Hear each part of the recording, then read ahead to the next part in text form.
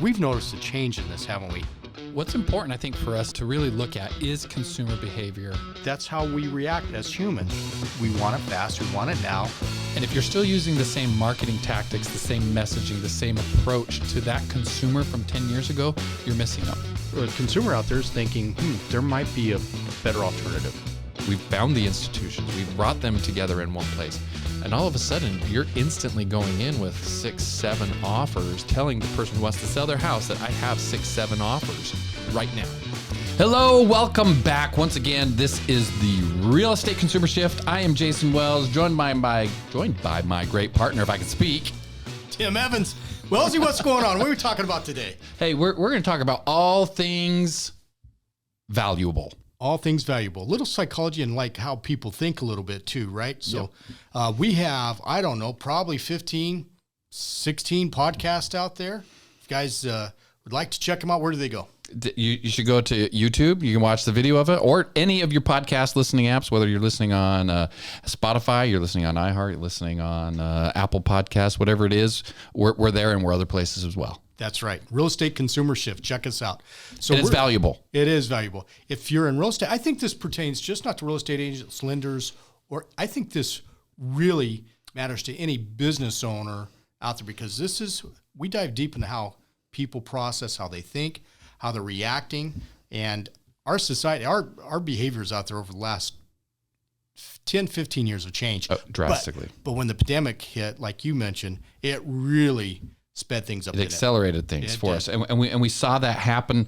There's these events that we can't control that will cause change, but our participation in change is always optional. Yeah. And that's what has been happening right now. The consumer has changed. Those who are participating in the change are finding wins. The consumer is about to change again thanks to the NAR settlement that we talked about, the National Association of Realtors settlement in what's known as the Stitzer-Burnett case. We talked about that a few episodes back.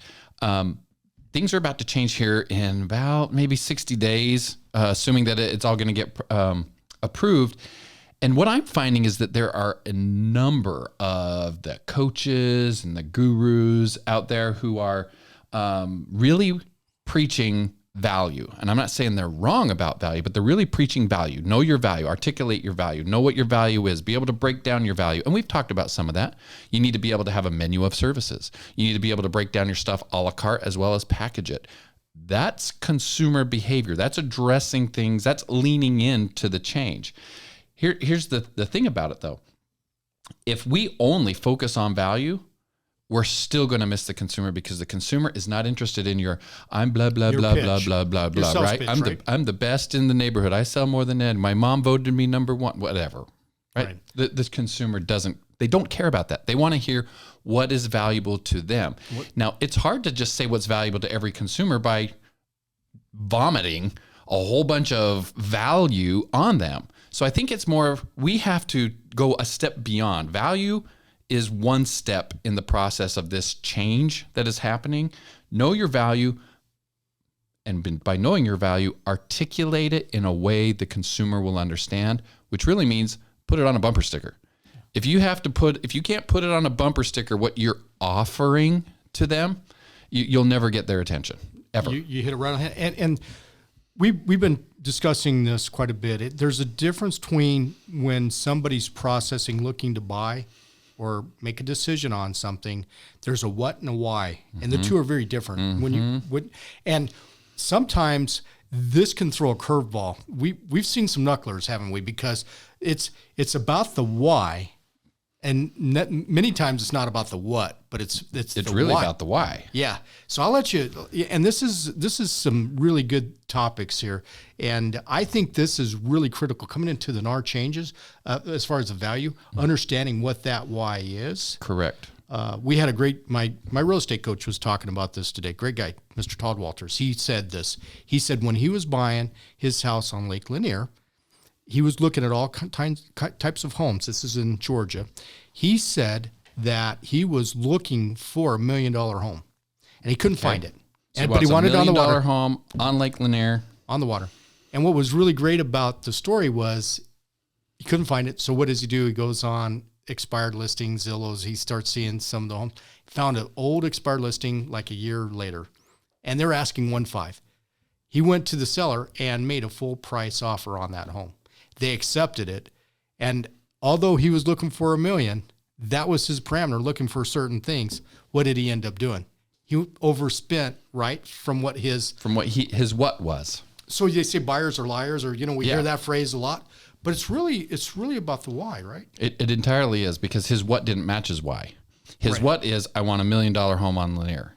Why? The lifestyle that he wanted on the Lake Lanier, the why of being part of that neighborhood, of that lifestyle that I said, that actually was not found within $1 million.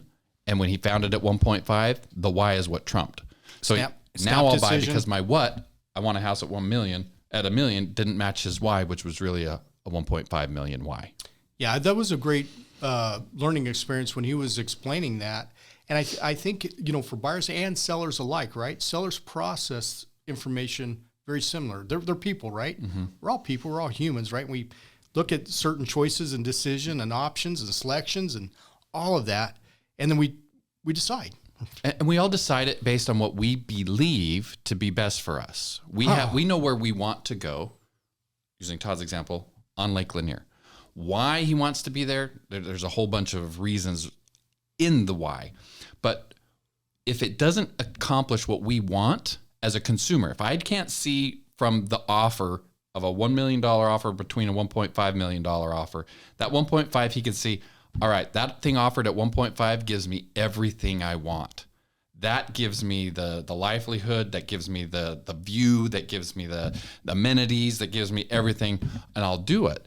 That's because the consumer is always going to react emotionally after logically. You use the logic to support your emotional reasons. And so when you start talking about value, you have to meet the consumer where they're at. And meeting them where they're at sounds like hassle-free.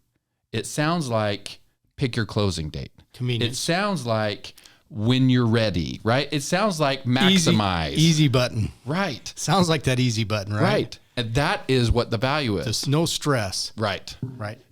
Give me what I need and what I want. Yep. Yeah, just everything, bundle it up. I can just hit that easy button. Right, that little shopping cart in the right-hand corner. Let me hit that, check out. That's what I want. Yep. That's the what they want. Why they want it is they want simplicity. They don't want a huge amount of hassle. They're usually willing to put up with some amount of hassle and discomfort. I mean, you're moving for Pete's sakes. It's not going to be. It's going to be a hassle. Right. But they're willing. They want to look first for, okay, is that easy button really available? And if you're not talking to them about, I have that ability for you to buy really easy. I have that ability for you to find homes that are not on the market, like the $1.5 million home, not on market. What if you had that in your inventory of off-market homes? That's how it is that the consumer, they're like, that's what I want. Now, why they do it becomes different. I mean, how many consumers do we see come through our platform looking for a cash offer? They want simplicity. They want convenience. They want certainty. They want speed. They want control. They want to shop. They want all those things. And then they list the property with the agent. Oh, 8 out of 10 times. By far 8 to 9 times out of 10, they list the property. Right. And so it doesn't mean that the cash offer wasn't valuable. Not at all. It means actually it was everything to satisfy their thirst. They came in and were like, well, what I want is this. Why I want it is because I need time frame. I need moving. I need whatever it is the agent then is able to deliver that a cash offer can't. But you have to be able to give them what they're looking for and then deliver why they want it. The what and the why. Boy, this is one of the best segments I think we've had, because it really outlines the value. And I think, Jason, correct me if I'm wrong, as they're going through, it's like walking some stairs, right? Mm-hmm. As they're coming to a final decision, they're processing, right? Yep. And it's leading them like this offer, this offer, this offer, and the listing pieces up here, because we know a home buyer that's going to live in the home will pay probably top dollar. We'll pay more. Yeah. And so it becomes about money. But one thing I will share is that you can never assume that that's what the seller will take. Isn't that true? Because as soon as you do, you can be an ass. You can turn right into completely, and you will walk yourself out of a deal. because they needed the cash offer for specific reasons, circumstance, convenience needs that they have to have for whatever they're in and whatever situation they're in. Correct. And that's why the valuable part for us as agents is to be able to have an array of solutions, to be able to just say, I can mix and match most any circumstance that you have, and then get that consumer in front of you, have that consultation with them, build the rapport and relationship with them, find out why they're needing to buy, why they're needing to sell, and then match them to the solutions. The thing is, if you're going to get the opportunity to do that, we know that the consumer is going to go around looking anyway. We've seen it. Before we created our platform, they were already shopping around you, right? Oh, and we're noticing this. Referrals are down. Yep. It's happening. So, if you had a good referral base and you're starting to see it dwindle, it's not because, people still don't like you or love you. They're finding other options out there that are a little bit more enticing and a little bit more better suited for their needs, and they're checking themselves out. That's what will always happen, because as powerful as our relationships are, your relationship with yourself as the consumer, their relationship with themselves is the ultimate one. And they're going to say, I need to put my family first. Yes. I need to do what's best for us. And if they don't see a solution with you as an agent, because you haven't flexed that value, you're not showing them why they should work with you, that you have every what under the sun, then that's what's going to happen. They'll go shop you. And we found that that's exactly what the consumer was doing. Here in Phoenix, we saw that they would go to multiple different places, non-traditional ways of selling, before contacting the agent. So the consumer goes out there and they do request these cash offers, where they get one cash offer from these different companies, Open Door, OfferPad, whoever, right? And then they're like, well, it didn't quite satisfy what they needed. And so then they called us, the agent, in, and we're going, oh, well, thank goodness you didn't take any of those. And we're thinking, see, we are still more valuable than them. And we'll always rise above it. Well, that was a huge mistake. The reality was the consumer was signaling, I want a different experience. And you, agent, can give me that experience even with these companies, but you're like giving them the Heisman. You're like, no, I don't want to have anything to do with them. That's a good analogy. Once we said, all right. Do that pose again. Right? Just had the draft and stuff. Yeah, exactly. So when we stop doing the Heisman and start leaning into it, right, we now can provide those with our cash offer platform that we have at highestprice.com. Also find us at cashoffers.pro.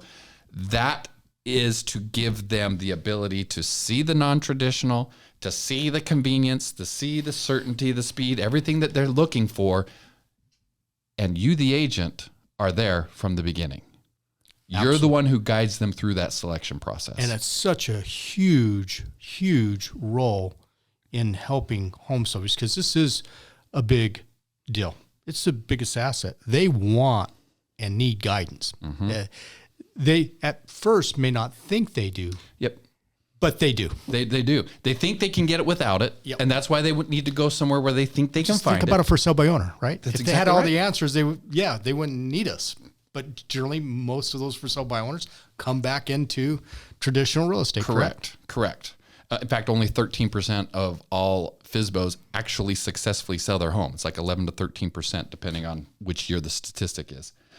And you as the agent should be there every step of the way. You have to do that, though, by leaning into the change. The change is happening. Your participation is optional.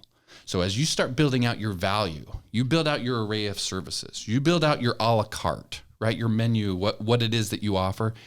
If you don't have a piece in there that speaks to convenience and certainty, speed and choice, you are saying, if you don't find that in the marketplace, then come to me. And that's just setting yourself up to be second. Yes. And many times losing out on the appointment. How many times have you've had that call? We've had it in the past. Hey, I've already taken care of selling my home. I don't need to have you come out. Yep. And they hired some other agent. Or they've gone to a cash offer venue that you could have helped them through with the cash offer. 100%. And we get those calls. And those are the most painful, because you had an appointment and you're getting ready, you're getting your listing paperwork together, your CMA, your comps, and and then you get that call last minute, and that's just Never it's like mind.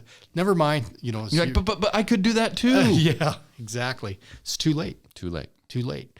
So lead with that. So hey, this is a great segment. Yep. I think there is a big difference between what and why. Wouldn't you agree? 100%. We need to give the consumers what they're looking for, and we're there to give them why. We're there to really deliver why it is they're trying to sell. And that may be helping them with a cash offer more time, like you said, 8 or 9 times out of 10, it's going to be working with you and listing the property on the market. Exactly. And that why, as soon as you can find out where that why sits with the people you're working with and get close to that, the better off you'll be, because that's going to lead you down the right path always, because you're hitting on the internal things that they're looking for. And I want to go back to Todd. I know we're out of time. Great coach, by the way, Mr. Todd Walsh. He said the reason was because the house was on Lake Lanier. There you go. And that was the why. The why. If the house was sitting a mile away, nope. Do you think that transaction would have happened? Not a chance. Not a chance. So there's your why. That is it. All right, take us down. Great All right, show. everybody. Thanks so much for joining us. Remember, your what doesn't match your why. So dig deeper, and we'll see you next time. See you next time.